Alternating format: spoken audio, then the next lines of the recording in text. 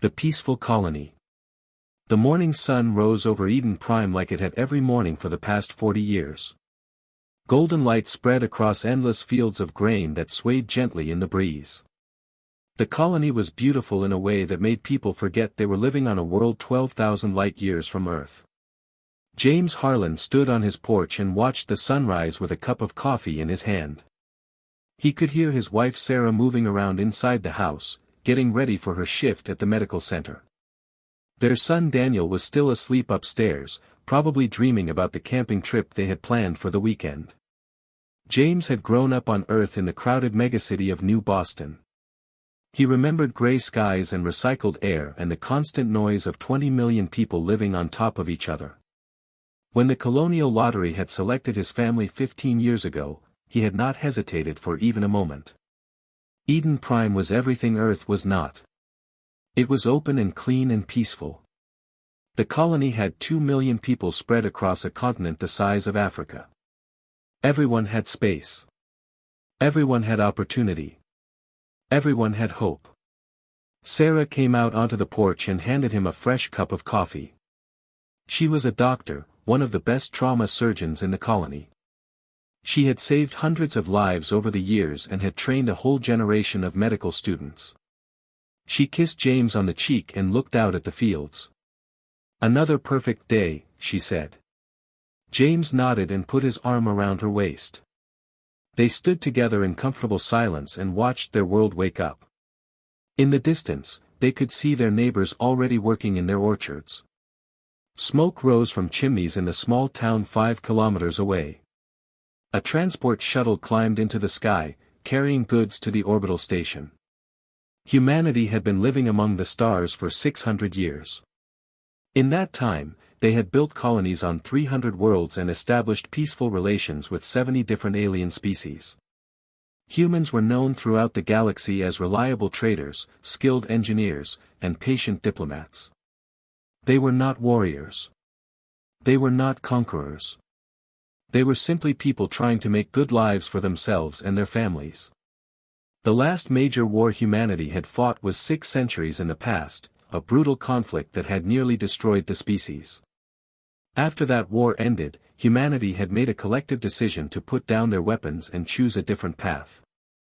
The Galactic Council had welcomed humanity with open arms. They appreciated having another peaceful species among them, another voice for reason and cooperation. Humans served as mediators in disputes. They built trading networks that benefited everyone.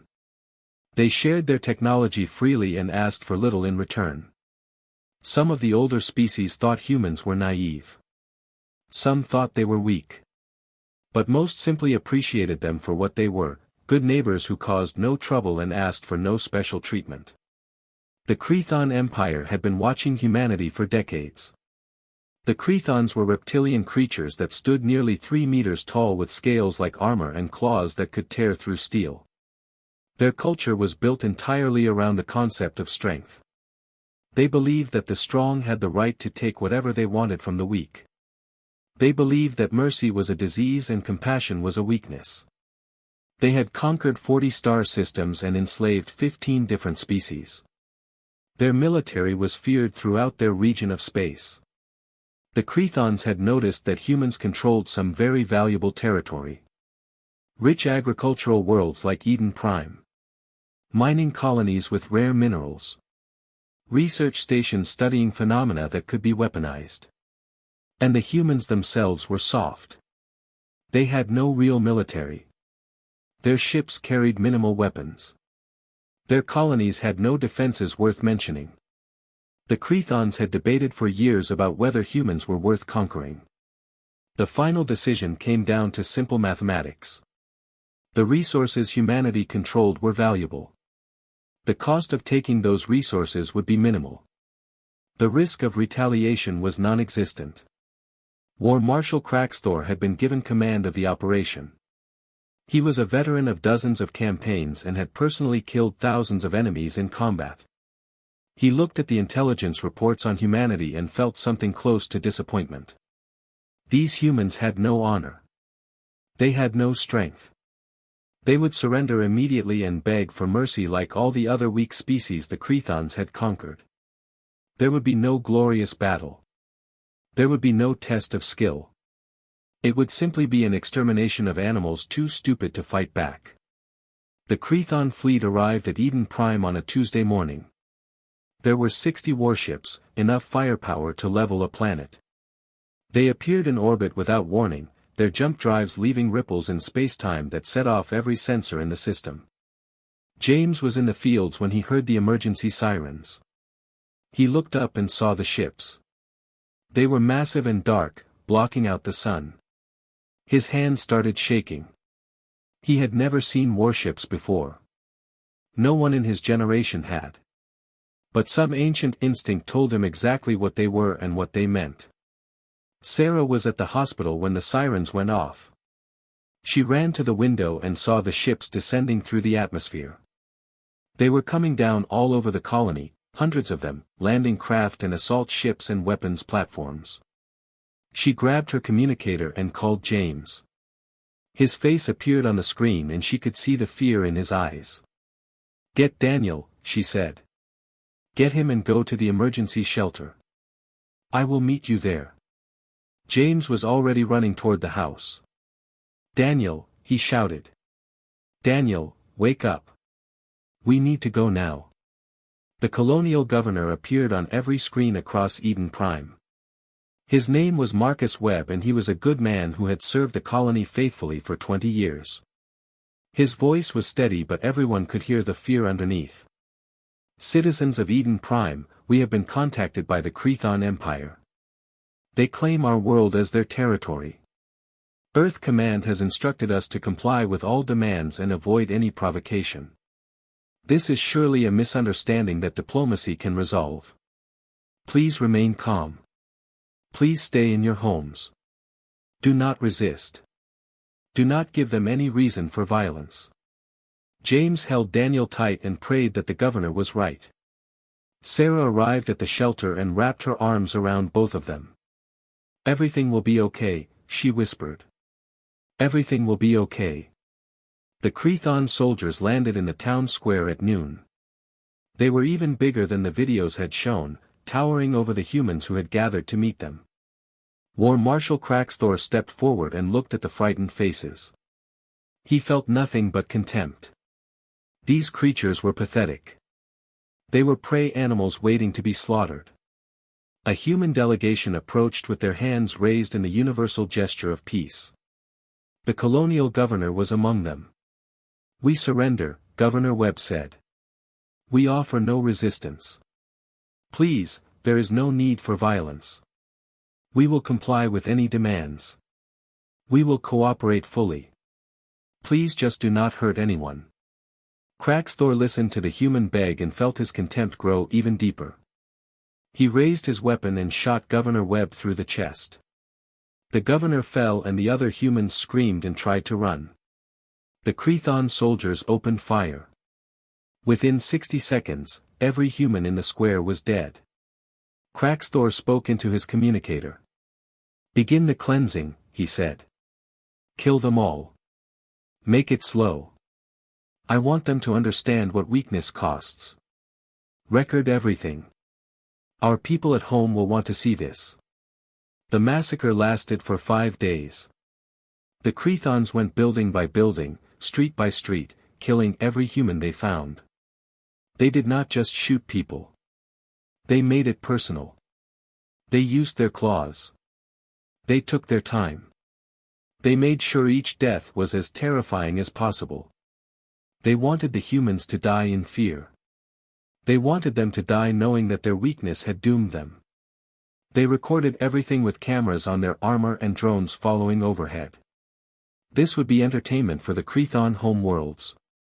This would be a lesson to other species about what happened when you were too weak to defend yourself. James held his family in the shelter and listened to the screams. They could hear the Crethons hunting through the streets above them. They could hear the sounds of buildings being torn apart. They could hear their neighbors dying. Daniel was crying silently against his mother's chest. Sarah was praying in a whisper.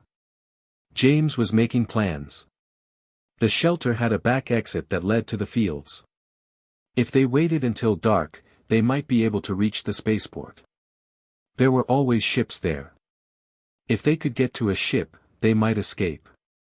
On the fourth day, the screaming stopped. The silence was somehow worse. James opened the shelter door just a crack and looked out. The town was burning. Bodies lay everywhere. The Crethons had moved on to another sector of the colony. This was their chance.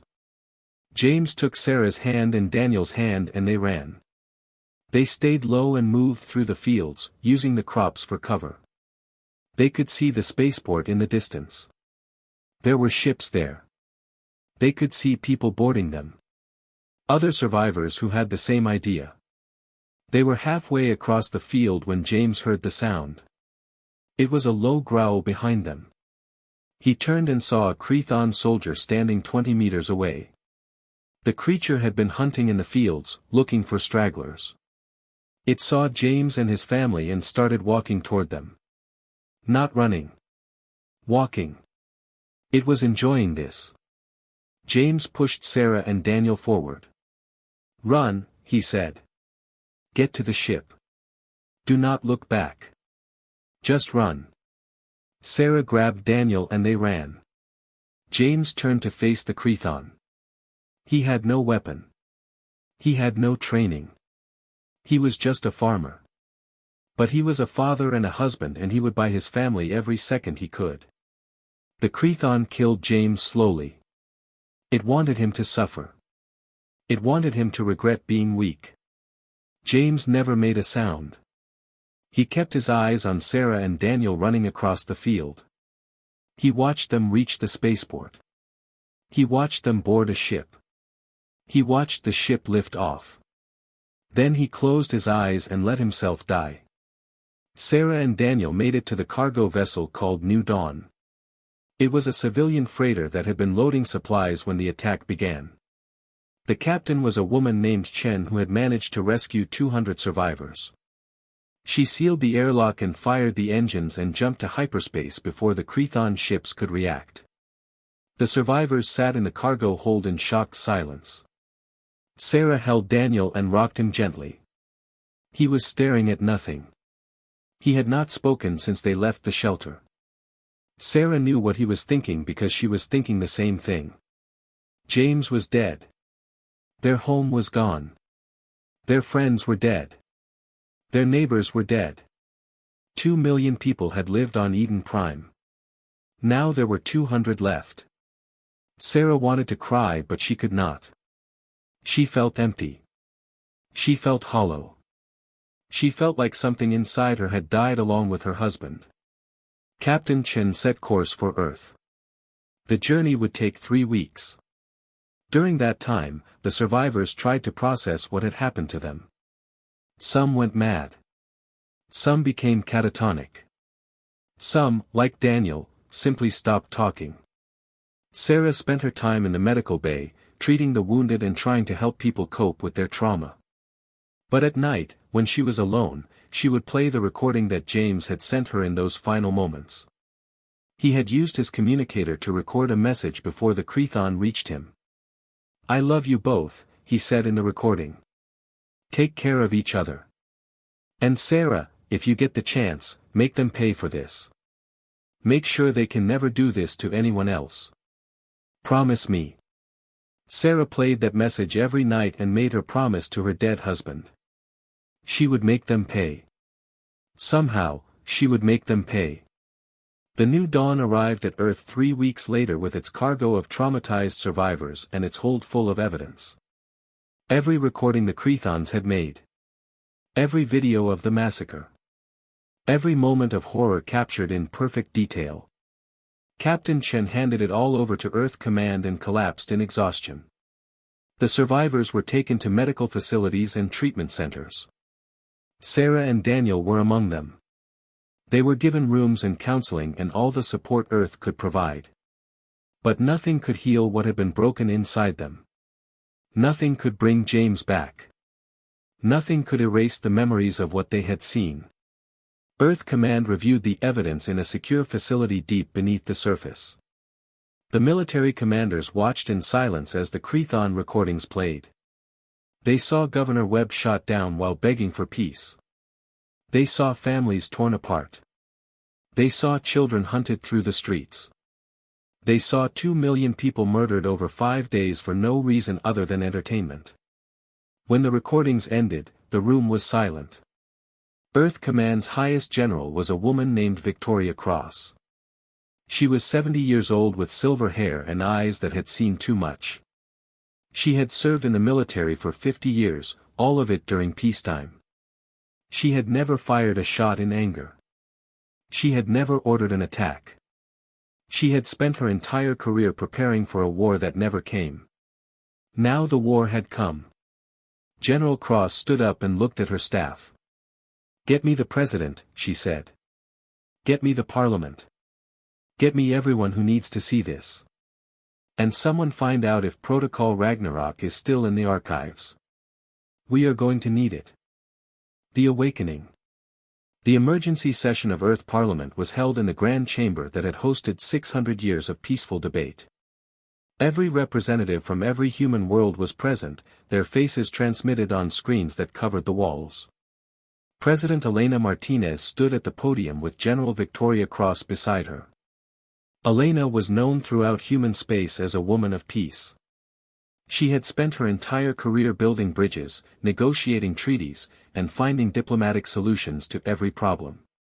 She had never approved a military action. She had never even raised her voice in anger. Today would be different. The lights dimmed and the recordings began to play. The representatives watched Governor Webb die. They watched families murdered in their homes. They watched children hunted like animals. They watched the Chthons laugh and celebrate each kill. They watched War Marshal Crackstor give his speech to his soldiers about the joy of slaughtering the weak. The recordings lasted for 3 hours. When they ended, many representatives were crying. Some were physically ill. All of them were changed. They had seen something that no human should ever have to see, the systematic extermination of their own people for entertainment. President Martinez stood at the podium and spoke in a voice that shook with suppressed emotion. 2 million of our citizens are dead. Mothers, fathers, children, grandparents. People who followed our instructions. People who surrendered peacefully. People who trusted us to keep them safe. We failed them. She paused and looked out at the assembled representatives. The Galactic Council has sent us a message. They express their sympathy for our loss. They urge us to pursue diplomatic channels. They remind us that the Chthon Empire is a major power and that any military response would be unwise. They suggest we file a formal complaint and wait for an investigation that will take years and result in nothing. The chamber was absolutely silent. Every representative understood what was being said. The galaxy would do nothing. The galaxy would let this crime go unpunished. The galaxy would allow the Chthons to keep the territory they had stolen and the resources they had taken. The galaxy would tell humanity to accept their loss and move on. President Martinez continued speaking. The Chthons have also sent us a message. War Marshal Crackstor thanks us for our cooperation. He says that human screams were particularly entertaining for his people. He suggests that we prepare more colonies for harvest. He reminds us that weakness deserves to be punished. General Cross stepped forward. Her face was hard as stone. "Madam President," she said formally. "I request authorization to activate Protocol Ragnarok." The chamber erupted in shocked whispers. Protocol Ragnarok was a legend, a myth, something that most representatives thought had been deleted from the archives centuries ago. It was humanity's final contingency plan, the option that was supposed to never be used. President Martinez looked out at her parliament.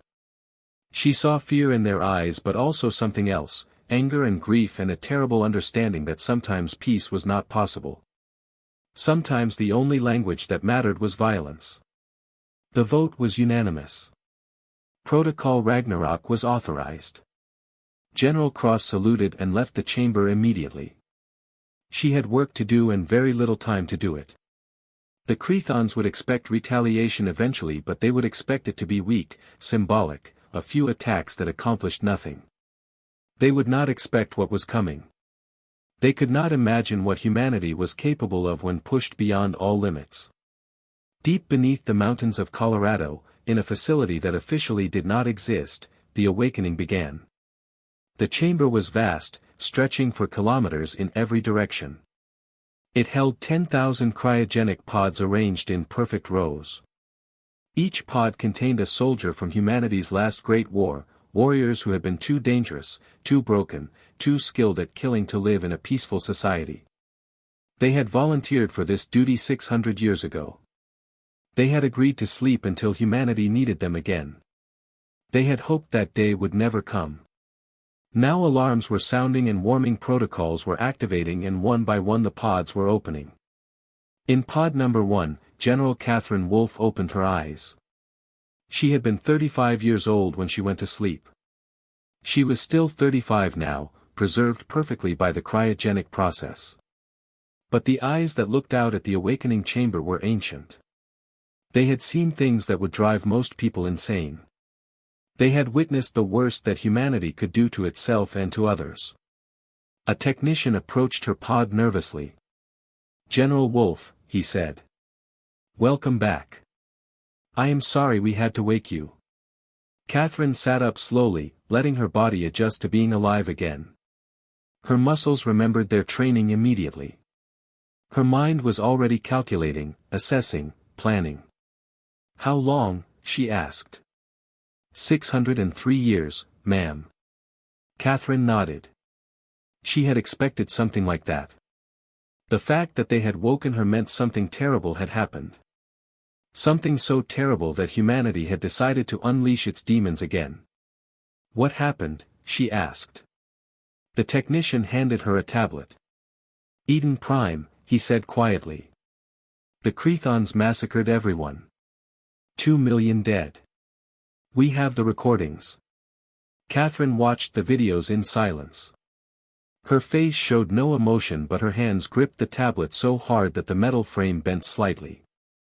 When the recordings ended, she looked at the technician. "How many of us did you wake?" she asked. "All of you, ma'am. 10,000 sleepers across 6 facilities. General Cross is mobilizing the entire military. We are going to war." Catherine stood up and stretched. Her body felt good, strong, ready. 600 years of peace had not erased her training. She was still a weapon, still humanity's apex predator, still the person you called when the talking stopped and the killing needed to begin. "Take me to General Cross," Catherine said. "We have planning to do." The military mobilization happened in secret. Humanity closed its borders completely. Every jump gate leading into human space went dark. Every communication channel stopped transmitting. Every human ambassador was recalled from alien worlds. The galaxy watched with concern as humanity sealed itself away. Some species thought the humans were mourning. Some thought they were afraid. The Crethons thought they were hiding. All of them were wrong. Inside human space, the greatest military buildup in galactic history was taking place. Every shipyard was working around the clock. Every factory was producing weapons and ammunition and armor. Every research laboratory was developing new technologies. Every citizen who could contribute was contributing. This was total mobilization of an entire civilization. Humanity had spent 600 years building a peaceful society. Now they were tearing it all down and rebuilding it as a war machine. The designs they used were old, pulled from archives that had been sealed for centuries. But they were improved with 600 years of technological advancement. The result was terrifying. General Wolfe stood in the primary orbital shipyard above Earth and watched the construction. They were building dreadnoughts, massive warships 5 kilometers long with armor that could shrug off nuclear weapons and cannons that could crack planets. They were building carriers that could launch 1,000 fighters simultaneously. They were building destroyers and frigates and corvettes and submarines that could operate in the depths of gas giants. They were building a fleet that could fight the entire Chthon Empire and win. But ships alone would not be enough. They needed soldiers. The recruitment centers were overwhelmed. Millions of humans volunteered for military service. Most had never held a weapon before. Most had lived their entire lives in peace. But they had all seen the recordings from Eden Prime. They had all felt the rage and the grief and the terrible understanding that sometimes good people had to do bad things to stop worse things from happening. General Wolf implemented a training program that would have been considered brutal in the old days. Now it was simply necessary. They had 6 months to turn civilians into soldiers. 6 months to teach them how to kill efficiently and without hesitation. 6 months to prepare them for what was coming. At a training facility in Australia, Daniel Harlan stood in formation with 1,000 other recruits. He was 12 years old now. He had grown taller in the months since Eden Prime, but his eyes were still empty, still haunted by what he had seen. The military had initially rejected his application because of his age. Then his mother had spoken to General Cross personally. "My husband's last words were a request for vengeance," Sarah had said. "My son has the same request. He is young, but he has seen what few adults have seen. He knows what we are fighting for. He deserves the chance to be part of this." General Cross had looked at the boy and seen something she recognized. She had seen it in her own reflection 600 years ago after her first battle. It was the look of someone who had lost their innocence and could never get it back. She approved Daniel's application with a note that he was to receive special consideration. Now Daniel stood at attention and listened to his drill instructor explain the basics of combat. The instructor was one of the sleepers, a veteran of the old wars who had killed more enemies than Daniel could count. "Pay attention," the instructor said. "What I teach you will keep you alive. What I teach you will help you kill the things that murdered your families. You are not here to be heroes. You are here to be weapons." The months passed quickly. Human space remained sealed and silent. The galaxy grew nervous. Some species tried to send diplomatic missions through the border. The ships were turned back without explanation. Some tried to send spy probes. The probes were destroyed immediately. Some tried to hack into human communication networks. They found nothing but empty static. The Chthons watched humanity's isolation with amusement. War Marshal Cracksthor gave interviews to Galactic News Services. "The humans are frightened," he said. "They are hiding in their little corner of space and hoping we forget about them. But we will not forget. When we are ready, we will take more of their worlds. They have proven they cannot stop us." On Earth, General Wolf and General Cross stood in the command center and watched the final preparations. The fleet was ready. 800 dreadnoughts, 2,000 cruisers, 5,000 destroyers, and 10,000 support vessels. The largest military fleet ever assembled by any species in galactic history. The soldiers were ready.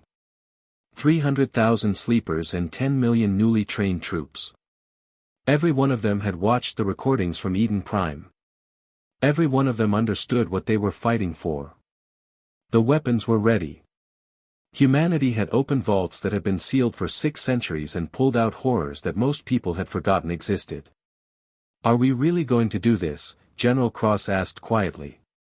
Catherine Wolfe looked at the tactical displays showing the Chthon Empire. 40 star systems. 300 billion Chthons. Thousands of years of history and culture. "Yes," Catherine said. "We are going to do this. We are going to end them completely." Cross nodded slowly. She had made her peace with what was coming. Some things could not be forgiven. Some crimes could not be answered with anything less than total destruction. "God help us," Cross whispered. Catherine shook her head. "God is not going to help us with this. This is something we have to do alone." The fleet launched on a cold morning in December. Every human world watched as the ships left their docks and formed up in perfect military formations. There were no speeches. There were no ceremonies. The soldiers simply boarded their ships and prepared for what was coming. Sarah Harlan stood on the observation deck of the medical ship Mercy and watched the fleet assemble. She was going with them as the chief medical officer. She would be treating the wounded and trying to save lives in the middle of the storm. Daniel was somewhere out there on one of the assault carriers. She had said goodbye to him the night before. He had hugged her and told her he loved her. Then he had walked away without looking back. The fleet jumped to hyperspace simultaneously. 800 dreadnoughts vanished in a flash of light that could be seen from the surface of Earth. They were gone and they would not return until the job was finished. The Chthon Empire had no warning. Their border sensors detected nothing unusual. Their patrol ships saw nothing suspicious. Their intelligence services reported that humanity was still sealed behind their borders, still hiding, still weak. Then the human fleet arrived. Not at one location, but at 40 locations simultaneously. Every Chthon world, every military base, every shipyard, every fortress. The humans appeared everywhere at once. War Marshal Crackstor was in his palace on the Chthon home world when the alarms began. He walked to the window and looked up at the sky. There were ships there, human ships, thousands of them. They hung in orbit like a swarm of metal insects, blotting out the stars. "This is impossible," he said. "The humans do not have a military. The humans are weak." His communications officer burst into the room. "Marshal, we are receiving reports from every system in the Empire. Human fleets have appeared simultaneously. They are attacking everything. Our defense forces are requesting orders." Crackstor felt something he had not felt in decades. Fear. He pushed it down and forced himself to think tactically. Send all available forces to engage them. Activate every reserve unit. Call in every favor from our allies. We will crush these humans and teach them what happens when prey tries to fight back. The Chthon defense fleet moved to engage the human attackers. 3,000 warships, the accumulated might of centuries of conquest. They had never lost a major battle. They had destroyed countless enemies. They were confident that these humans, these weak traders and farmers, would be no different. They were wrong. The human fleet did not fight like the Chthons expected. They did not charge forward in brave but foolish attacks. They did not waste lives on glorious last stands. They fought with cold, calculated efficiency. They targeted Chthon ships at their weakest points. They used weapons the Chthons had never seen before, gravity bombs that crushed ships like aluminum cans, nanite swarms that ate through armor at the molecular level, antimatter missiles that turned matter into pure energy. The Chthon defense fleet lasted 6 hours. Not 6 days, not 6 weeks, 6 hours. By the time the sun set on the Chthon home world, 3,000 ships had been reduced to debris and radiation. The humans had lost 37 vessels. War Marshal Crackstor watched the destruction from his palace and felt his world crumbling. "This cannot be happening," he said. "The humans are supposed to be weak." His communications officer was pale with terror. "Marshal, the humans are broadcasting a message. They say they want to speak with you directly." "Put them through," Crackstor said. Maybe he could negotiate. Maybe he could buy time. Maybe he could find a way out of this nightmare. The screen lit up and General Catherine Wolfe appeared. She was wearing her dress uniform with its medals and ribbons. She looked directly at Crackstor with eyes that showed no emotion at all. "War Marshal Crackstor," she said formally. "I am General Catherine Wolfe of the United Earth Defense Force. You have been found guilty of crimes against humanity.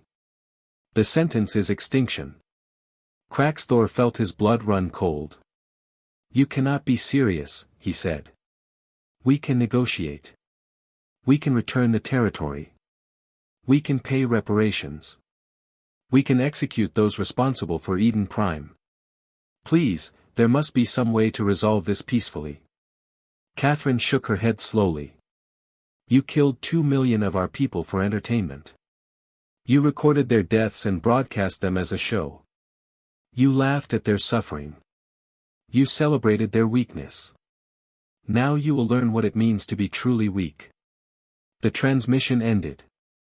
Crackstor tried to call back but received no response. The human fleet began its work. They did not bombard the Crethon home world from orbit. That would have been quick and merciful. Instead, they landed troops. 300,000 soldiers in powered armor with weapons that could level buildings. They went city by city, district by district, building by building. They were not there to conquer. They were there to exterminate. Daniel Harlan jumped from the assault carrier with his unit and landed in the streets of the Crethon capital. Around him, the city was burning. Crethon soldiers were trying to fight back but they were outmatched and outgunned. Daniel raised his rifle and fired at a Crethon warrior who was charging toward him. The weapon fired magnetically accelerated rounds that punched through the creature's armor and out the other side. The Crethon fell. Daniel felt nothing. The battle for the home world lasted 3 days. When it was over, nothing lived on the surface. Not soldiers, not civilians, not even animals. The humans had been thorough. They had used chemical weapons to clear the underground shelters. They had used biological agents to eliminate any survivors hiding in the wilderness. They had used fire to purge every structure that might contain Crethon eggs. General Wolf stood on the bridge of her flagship and watched the planet burn below. Is this all of them? She asked. Her tactical officer checked his displays. Affirmative, General. No life signs detected anywhere on the planet. The home world is dead. Catherine nodded. Good. Move to the next system. The campaign continued. Human fleets moved through the Crethon Empire like a scythe through wheat. They destroyed military installations and civilian population centers with equal efficiency. They ignored Crethon attempts to surrender. They did not take prisoners. They did not occupy territory. They simply killed everything and moved on. The galaxy watched in horror. The Galactic Council convened emergency sessions and passed resolutions condemning humanity's actions. They threatened sanctions. They threatened military intervention. The humans ignored them all. Ambassador Talvex of the Celestine Federation managed to get a communication through to the human fleet. He appeared on screens throughout the command ship and addressed General Wolf directly. General, you must stop this immediately. What you are doing is genocide. The Council cannot allow this to continue. We will be forced to intervene. Catherine looked at him with tired eyes. Ambassador, where was the Council when Eden Prime burned? Where were you when 2 million humans were slaughtered? Where was this concern for innocent lives when the Crethons were recording murders for entertainment? Talvex had no answer. Catherine continued. You made your choice when you did nothing. You decided that human lives were not worth protecting. So now we are protecting ourselves. And we are making sure that the Crethons can never threaten anyone ever again. If you want to stop us, Ambassador, you are welcome to try. But understand that if you attack us, we will do to you what we are doing to the Crethons. The transmission ended. The Galactic Council met and debated and ultimately decided to do nothing. No species wanted to be humanity's next target. 6 months after the campaign began, the last Crethon world fell.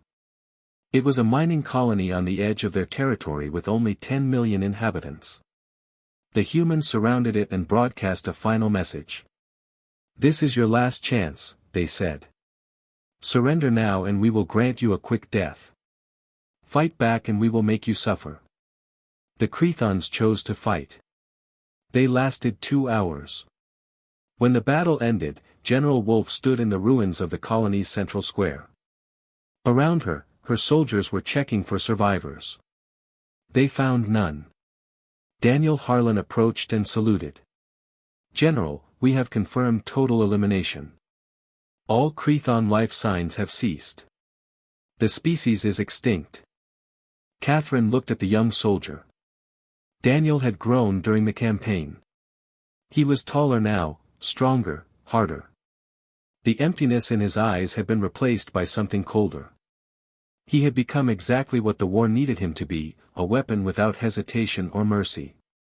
"Well done, Lieutenant," Catherine said. Daniel nodded and walked away to help with the cleanup. Catherine watched him go and felt a deep sadness. They had won, but the cost had been terrible. They had saved humanity but lost something essential in the process. They had proven they were strong but become the monsters they hated. General Wolfe and General Cross stood together on the bridge of the flagship and looked at the tactical display. Every Crethon system showed the same status: eliminated. 300 billion Crethons dead. An entire species erased from existence. It was the largest genocide in galactic history. It was also complete, total, final. The Crethons were gone and they would never threaten anyone again. "Is it over?" Cross asked quietly. Catherine nodded. "It is over. We won." Cross looked at her old friend. "Then why do I feel like we lost something important?" "Because we did," Catherine said. "We lost the peace we spent 600 years building. We lost the innocence we tried so hard to maintain. We lost the belief that we could be better than our ancestors." She paused. "But we saved our species. We protected our people. We made sure Eden Prime could never happen again. That has to count for something." The human fleet returned to Earth. They came home to celebrations and parades and medals. The people cheered for their defenders. They praised the soldiers who had avenged Eden Prime. They were proud of what humanity had accomplished. But the soldiers themselves felt differently. They had seen what they were capable of. They had done things that would haunt them forever. They had crossed lines that could never be uncrossed. Daniel Harlan stood with his mother on the observation deck and watched Earth grow larger in the viewport. They were going home. The war was over. But Daniel knew that nothing would ever be the same. He had killed hundreds, maybe thousands. He had watched worlds burn. He had helped exterminate an entire species. He was 15 years old. The Galactic Council summoned humanity to address the assembly. General Catherine Wolfe agreed to appear. She stood before 4,000 species and accepted their judgment. "What you have done is unconscionable," Ambassador Talvek said. "You have violated every law of civilized warfare. You have committed genocide. You have become exactly what you claimed to oppose." Catherine listened without expression. Then she spoke. "You are correct, Ambassador. We did commit genocide. We deliberately and systematically eliminated an entire species. We offer no excuses and no apologies. We did what we believed was necessary to protect our people." The assembly erupted in angry voices. Catherine waited for silence. "When you watched Eden Prime burn, you did nothing. When you heard the screams of 2 million humans, you turned away. When we asked for help, you told us to be patient and wait for diplomacy." She paused. "So we learned a lesson, Ambassador. We learned that in this galaxy, the only protection we can count on is our own strength. We learned that mercy and compassion are luxuries that only the strong can afford. We learned that sometimes the only way to stop monsters is to become something worse." She looked out at the assembled species. "Let me be absolutely clear. If anyone attacks humanity again, we will respond the same way. If anyone threatens our worlds, we will eliminate them completely. If anyone makes the mistake of thinking we are weak, we will teach them the same lesson we taught the Crethons. We are done being victims. We are done being prey. From this day forward, humanity will defend itself by any means necessary." The assembly sat in stunned silence. Catherine Wolfe saluted and left the chamber. Behind her, the representatives whispered nervously among themselves. Humanity had changed. The peaceful traders and patient diplomats were gone. In their place stood something ancient and terrible, a species that had remembered its capacity for violence and decided to embrace it. On Earth, Sarah Harlan sat with her son and tried to find words of comfort. Daniel had come home different, colder, harder, broken in ways that might never heal. But he was alive and the Crethons were not. That had to be enough. The galaxy would fear humanity now, but they would also respect them. No one would ever make the mistake of attacking a human world again. The price had been terrible, but the lesson was clear. Humanity could be peaceful. Humanity could be kind. But humanity could also be absolutely, terrifyingly, mercilessly lethal when pushed beyond all limits. And no one who learned that lesson survived to share it with others.